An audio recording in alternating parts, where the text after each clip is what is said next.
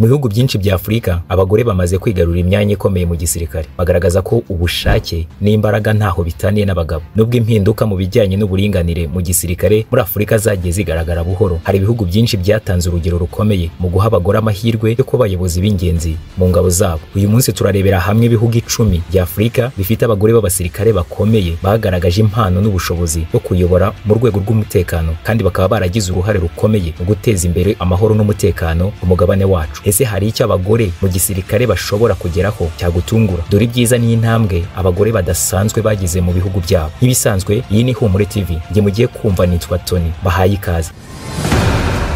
Tugiye kurebera hamwe akantu ku kandi duhereye ku mwanya wa 10 tugera ku mwanya wa mbere.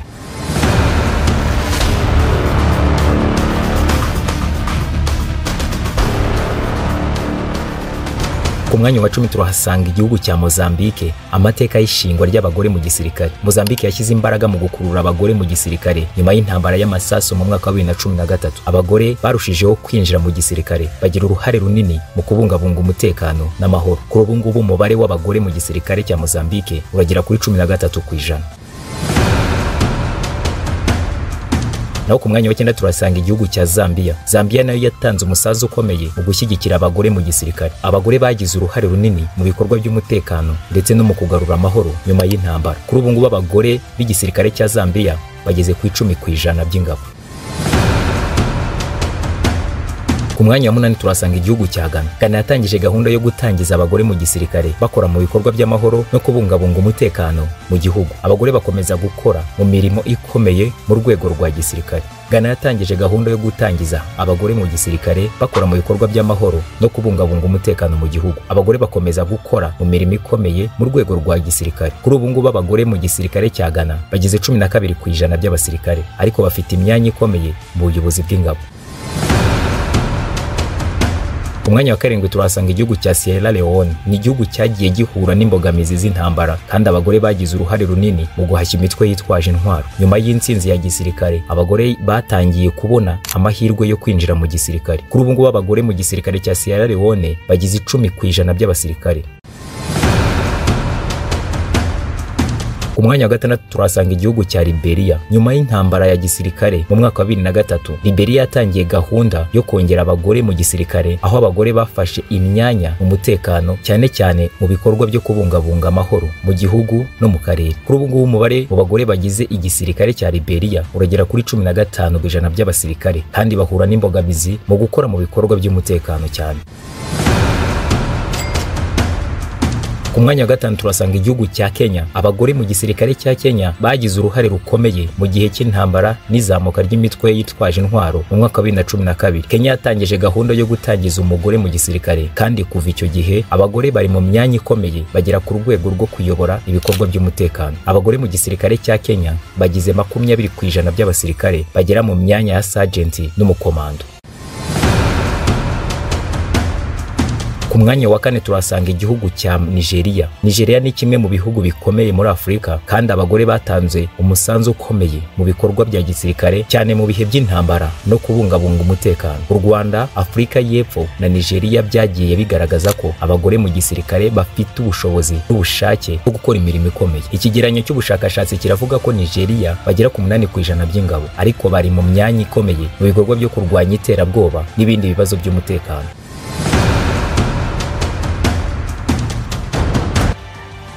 Ku mwanya wa 3 turasanga igihugu cya Ethiopia. Ethiopia izwiho kugira umugore wakuriye ingabo za gisirikare. Mu myaka y'ibihumbi 2000, igihugu cyatangije gahunda yo gukurura abagore mu gisirikare. Abagore bakomeje kwinjira mu gisirikare cya Ethiopia mu bikorwa byo kubungabunga amahoro n'umutekano mu gihugu ndetse no mu karere. Kuri ubu ngubu muri Ethiopia abagore bagize igisirikare baragera kuri 15% bose, ariko bitewe n'uruhare rw'abagore mu gutanga umusanzu mu bibazo by'umutekano, uyu mubare wariyongereye cyane.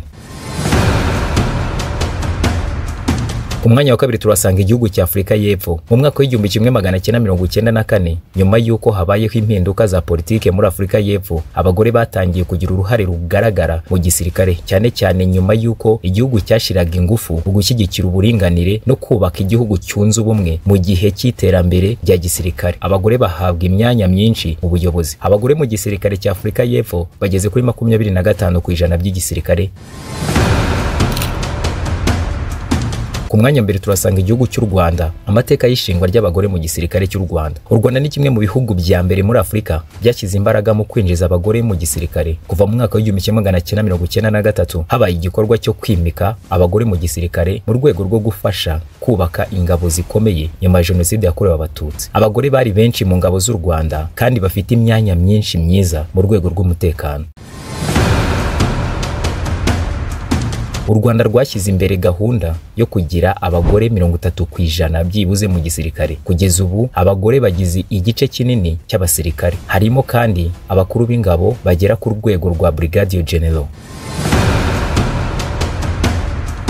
Ibihugu byinshi bya Afurika byashyize gahunda yo kugira abagore mu gisirikare kandi bagize uruhare rukomeye mu bikorwa byo kubungabunga amahoro n'umutekano. Kugeza ubu abagore bakora mu myanya ikomeye kandi bagera ku rwego rukomeye rw'ubuyobozi mu gisirikare. Bituma ibikorwa by'umutekano n'amahoro birushaho kuba byiza kandi byubahiriza uburinganire.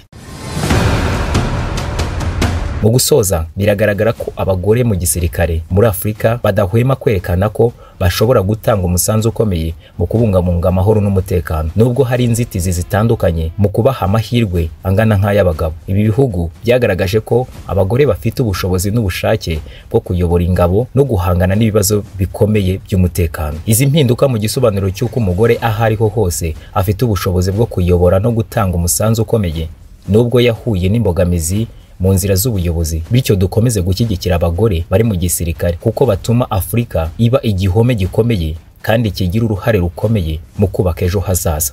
Iyi ni Ihumure TV, ndabashimira mwese mwabashije kudutega amatwi, tubasaba gukora subscribe. Ye mwumvaga nitwa Tony, ugira ibihe byiza, ciao ciao. Iyo nyubako yiza kuba umuntu nta kabuza ari kugusaba kuyisiga amarangi ya Beta Paints kuko ari yongerera agaciro nayo ikaguhesha ishema mu bandi. Ngaho rero yibere mu cyimbo, umurimbo wayo ubushinge Beta Paints, uruganda nyarwanda dukesha amarangi yuje ubuziranenge aryoshya aho dutuye naho dukorera. Hari amazi n'ay'amavuta nka Silk Vinyl, Weatherguard, Fast Dry, Epoxy, Wallmaster n'andi adakangwa n'imihindagurikire y'ikirere. Dufite nasigwa ku byuma no ku modoka. Niba hari n'ubundi bwoko bw'irangi wabengutswa ahandi, duhe komande. Ikoranabuhanga ryacu ritunganye mu kanya nk'ako guhuya. Mu Rwanda kandi twihariye gukora amastike nziza z'ibyuma n'iz'ibirahuri. Produits za Beta Paints murazisanga mu gihugu hose, naho kurangura ni Remera ya ruguru ya gare ku Muhima hateganye na Hotel Kapi mu Gakiriro ka Gisozi hafi y'Umukindo House. Hari kandi ni Rubavu hafi y'urusengero rw'Abadive, i Musanze ni Rusizi. Ariko n'uwaba ari ahandi mu gihugu hose ashaka kurangura produits za Beta Paints tuzimugezaho kandi tukamutwaza ku buntu. Ku bindi bisobanuro iyambaza telefone n'urubuga rwacu ubona kuri screen yawe. Beta Paints, best quality, best price, good service.